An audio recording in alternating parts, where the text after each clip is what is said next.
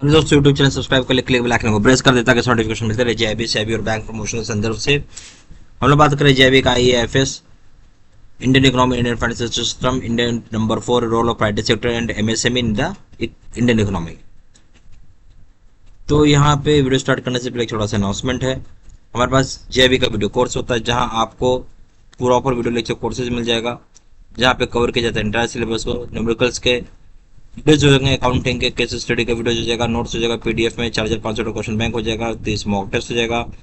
Price रखा गया है 2500 रुपये 6 महीने की वैलिडिटी के लिए कॉम्बो पैक का, 4000 रुपये रखा गया कॉम्बो पैक का लाइफ लॉन्ग वैलिडिटी के लिए। अब हम बात करेंगे यहाँ पे role of private sector and MSME in Indian economy. तो आरबीआई की जो प्राइवेट सेक्टर लैंडिंग है, जिसको हम पीएसएल भी बोलते हैं, उसकी क्लासिफिकेशन और उसका स्टैंडर्ड्स इस तरीके से किया गया है ताकि वो मैच कर सके इमर्जिंग नेशनल प्रायोरिटीज के साथ। बैंकों को जिम्मेवारी दी गई है यहाँ पे और इनकरेजमेंट किया जाता है कि ग्रोथ कराए इस तरह के सेक्टर्स के, मतलब उस तरह के सेक्टर्स पे जिसको नीड है, जहाँ प्रोवाइड किया जाएगा अप्रोप्रिएट और टाइमली फाइनेंसिंग। फिर इसमें आ जाएगा माइक्रो, स्मॉल, मीडियम एंटरप्राइजेस, जिसको हम शॉर्ट फॉर्म पे एमएसएमई बोलते हैं, जो भारत का या देश का सबसे स्ट्रॉन्गेस्ट ड्राइवर है इकोनॉमिक ग्रोथ में का, इनोवेशन का और एम्प्लॉयमेंट का, यानी रोजगार का। यहाँ पे बहुत बड़ा वास्ट नेटवर्क है 64 मिलियन एंटरप्राइजेस का। एमएसएमई कंट्रीब्यूट करता है सिग्निफिकेंटली ग्रोथ पूरे देश का। सेक्टर कौन कौन से कंट्रीब्यूट करते हैं, यहाँ आ जाएगा मैन्युफैक्चरिंग सेक्टर, मैन्युफैक्चरिंग आउटपुट जो है रफली 45% कंट्रीब्यूट करता है। एक्सपोर्ट्स आपका 40% या उससे कम कंट्रीब्यूट करता है।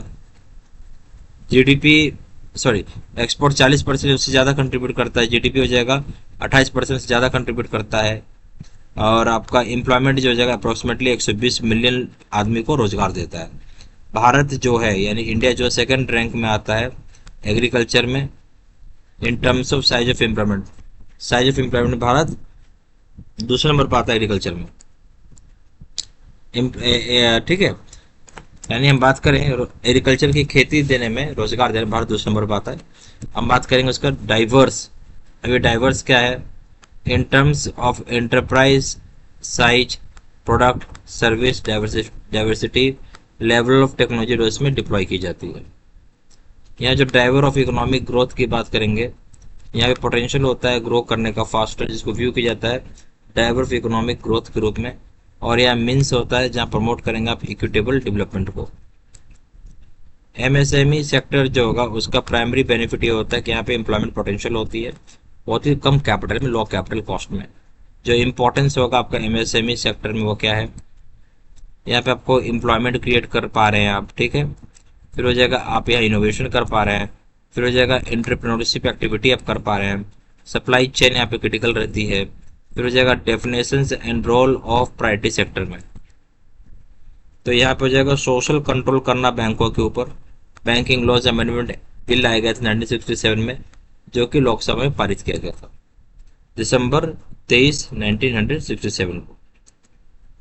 बैंकों को यहाँ पे डायरेक्ट किया जाता है कि अलाइन करें अपनी एक्टिविटीज को नेशनल ऑब्जेक्टिव्स के साथ थ्रू सोशल कंट्रोल के माध्यम से।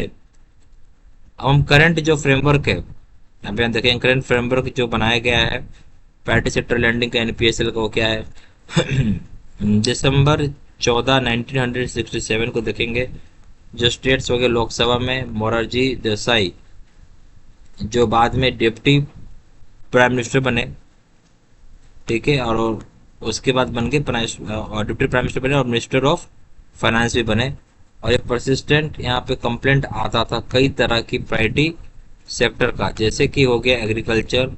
एसएसआई का मतलब हो गया स्मॉल स्केल इंडस्ट्री एक्सपोर्ट्स, जिस पर ध्यान नहीं दिया जा सका या फेयर शेयर नहीं मिल पाया बैंक क्रेडिट का, ठीक है। बैंक क्रेडिट इनको या बैंक लोन इनको सही से नहीं मिल पाया, किसको, एग्रीकल्चर, एसएसआई और एक्सपोर्ट्स को। और ये दिखाया कि पहली बार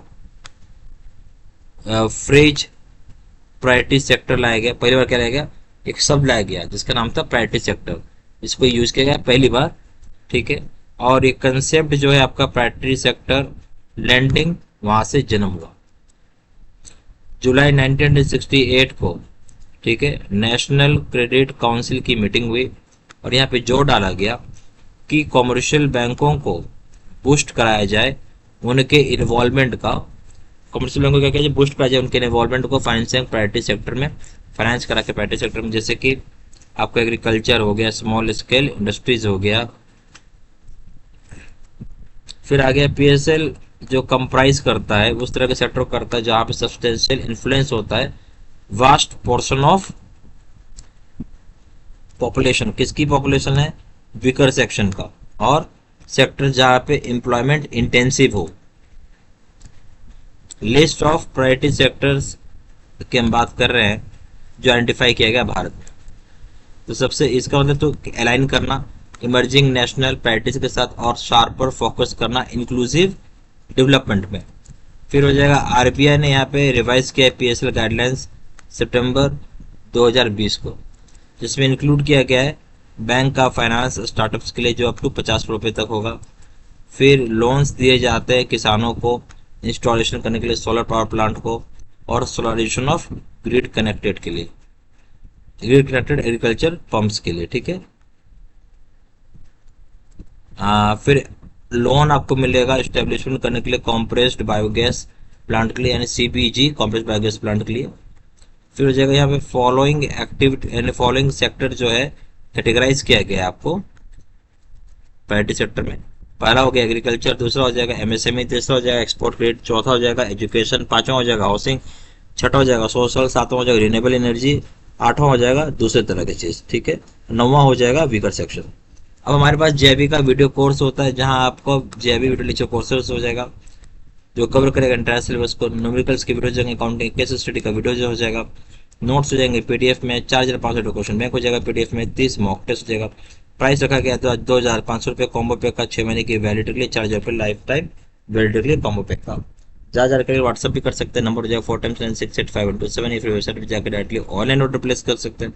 वेबसाइट हो जाएगा www.jbservicestudymetal.com, email ID 3@gmail.com। ये सारी इन्फॉर्मेशन इसी वीडियो के डिस्क्रिप्शन बॉक्स में डालते हैं। Thank you very much.